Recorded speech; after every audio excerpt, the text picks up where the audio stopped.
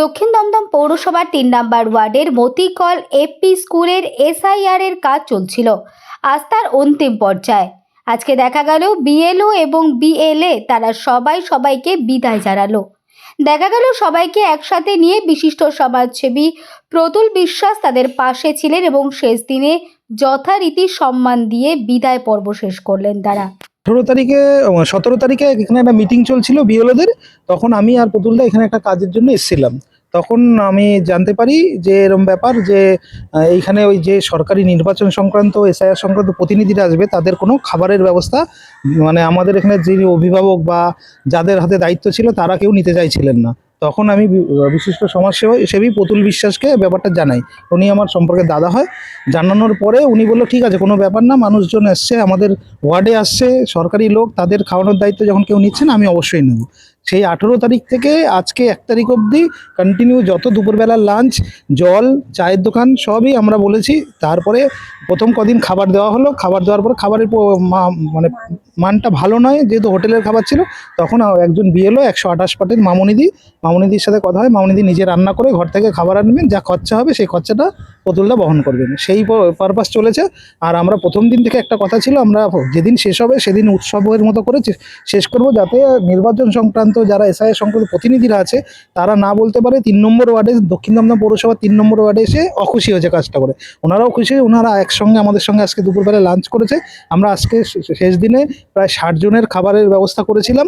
তার মধ্যে ছিল ভাত, ডাল, বেগুন ভাজা, তারপরে স্যালাড ছিল, পাবদা মাছ ছিল, চিকেন ছিল, চাটনি, পাঁপড়, মিষ্টি ছিল। এর মাধ্যমে আমরা আজকে অনুষ্ঠানটা সম্পূর্ণ করলাম। পুরো ব্যাপারটাকে মানে হ্যান্ডেল করেছে, আমরা সবাই মিলে হ্যান্ডেল করেছি। কিন্তু অর্থনৈতিক দিকটা পুরো পুতুলদাই দেখেছে, এখনো পর্যন্ত দেখছে, এবং আমাদের কাজ এই ইতিমধ্যে এক্ষুনি শেষ হলো। আমরা খুব আনন্দিত যে কেউ এসে আমাদের ওয়ার্ডের নাম আমরা এক জায়গায় ভালো জায়গায় তুলতে পেরেছি, যা পুতুলদার মাধ্যমে আমরা তুলতে পেরেছি। শুভ মানুষ হিসাবে প্রত্যেকের একটা দায়বদ্ধতা থাকে। হঠাৎ করে আমি একদিন জানতে পারি যে এখানে এসআইআর কাজ শুরু হবে জানুয়ারির 18 তারিখ থেকে 12-14 দিন সব মিলে। কিন্তু তাদের টিফিন বা মধ্যাহ্নভোজনের জন্য কাউকে যদি বলা হয়েছিল, তারা না কি ডাইরেক্ট অস্বীকার করেছেন। তাই আমি তখন বললাম যে কেন, বাইরে থেকে অফিসাররা আসবেন, আমাদের ওয়ার্ল্ডের পরিষেবা আমরা যদি সঠিকভাবে দিতে না পারি তাহলে উপরের নেতৃত্বের কাছে আমরা ছোট হয়ে যাব। সেখানে আমি বললাম যে ঠিক আছে, আপনারা বলে দিন যে আমি ওটা সমস্ত দায়ভার নিচ্ছি, আমি থেকে সব ম্যানেজ করে দেবো, আপনারা সবাই আমার পাশে থেকে পরিচালনা করে ওটাকে সঠিকভাবে যাতে সুষ্ঠু পরিষেবার মাধ্যমে ওটা শেষ হয় সেটা করবেন। সেই হিসাব করেই 18 তারিখ থেকে সবার টিফিন, মধ্যাহ্নভোজ, চা, কফি যেভাবে হয় সেগুলো, জল থেকে শুরু করে সব কিছু পরিষেবা দেওয়া হয়েছে। আজ ছিল তার শেষ দিন। আজকে আমি সবাইকে নিয়ে মানে এক কথায় 60 জনের মতো অ্যারেঞ্জ করে আমি সবাইকে মধ্যাহ্নভোজের ব্যবস্থা করেছিলাম।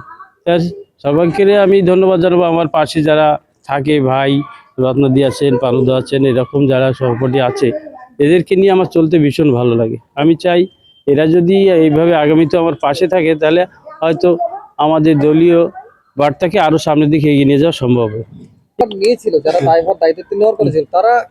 তারা এড়িয়ে গেছেন, কেউ নাকি বলেছেন আমি তো এখন কাউন্সিলর নেই, হ্যাঁ আমি তো পারবো না।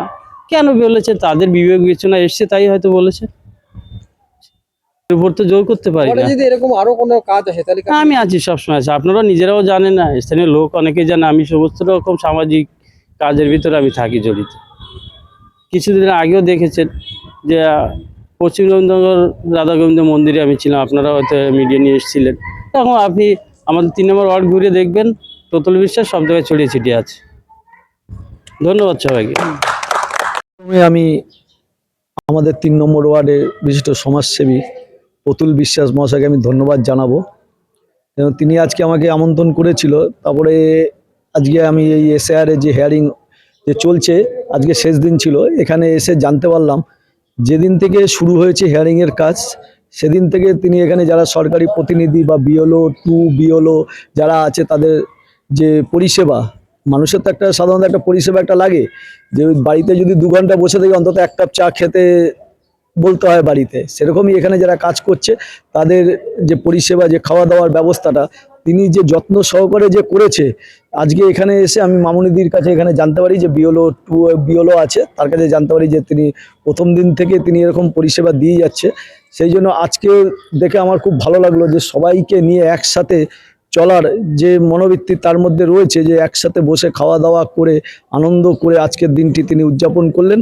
এটা একটা স্মরণীয় হয়ে থাকবে আমাদের 3 নম্বর ওয়ার্ডের প্রতি। ধন্যবাদ। সুন্দরভাবে সর্বাঙ্গ সুন্দর হয়েছে এবং সবাই একসাথে বসে এই যে খাওয়া, এই যে এটা ভালো লেগেছে।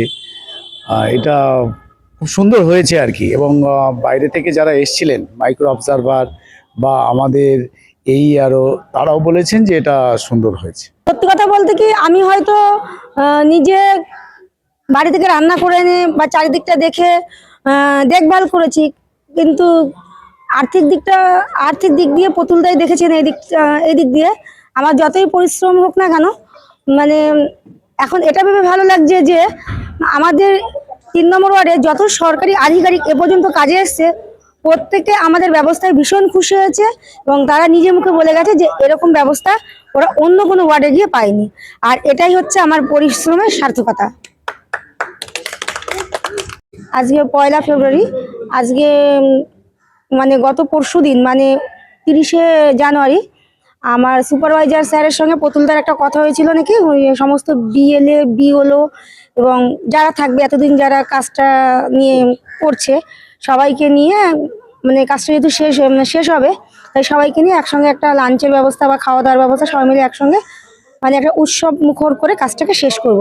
সেই জায়গা থেকে আমার সুপারভাইজারের সঙ্গে ওনার কথা হয়েছিল আর সেইভাবেই আজকে কাজটা সম্পন্ন করা হয়েছে। তবে হ্যাঁ, কিছু ভুলের জন্য হয়তো অনেকে খবর পায়নি, সেটা জানি না কার ভুল। সেই জায়গা থেকে অনেক বিএলও হয়তো খবর পায়নি তাই তারা আসেনি। তবে মানে বিএলও প্রত্যেকেই এসেছিলো, আমাদের সুপারভাইজার ছিলেন, আমাদের স্যাররা ছিলেন, সবাই মিলে মানে খুব সুন্দরভাবে কাজটা শেষ করেছেন এবং সবাই মিলে একসঙ্গে লাঞ্চও আমরা আজকে করেছি।